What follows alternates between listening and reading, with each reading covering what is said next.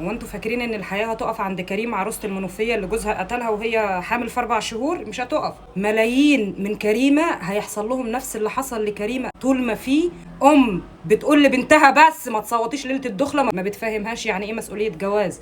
طول ما في اهالي بيضربوا شهاده الميلاد بتاعت بنتهم اللي عندها 17 سنه عشان يجوزوها على اساس ان هي 21 سنه. طول ما في مأذون بيكتب القسيمة على سنها صغير وهو عارف انها صغير والشهادة اللي بيكتب بيها دي مضروبة، هيفضل في كريمة. في كريمة لما الاهالي يخلفوا ويجيبوا ذربح عيال من غير ما يكونوا مأمنين ان هم يعرفوا يخلفوا ازاي او ان هم جاهزين لموضوع الخلفة ولا لا. يوم ما تيجي كريمة وهي صغيرة بيبقوا عايزين يوزعوها من البيت عشان يخلصوا من اكلها وشربها، فيرموها لواحد مدمن مخدات من غير ما الاهل يتعرفوا ولا يشوفوا ولا يسألوا ورا الولد ده ولا يطولوا فترة الخطوبة لمجرد انهم عايزين يخلصوا من واحدة في البيت. هتفضل في كريمه طول ما في رجاله معاقه ذهنيا والاهالي بتجوزها برضو بالفلوس علشان يشوفوا لابنهم الخلفه اللي هتكمل مسار الملك فاروق، وهو اصلا معاق ذهنيا ولا يصلح للجواز. بس ممكن الدكتور يضرب له شهاده عادي، ممكن المأذون بتاع البلد بقرشين يمشي الحكايه عادي فيجيب عيال معوقه تاني وهكذا. تفضل كريمه موجوده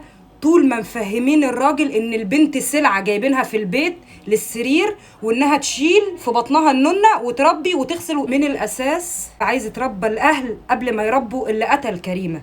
طول ما الحاجات دي موجوده كريمه هتفضل تتقتل كل يوم.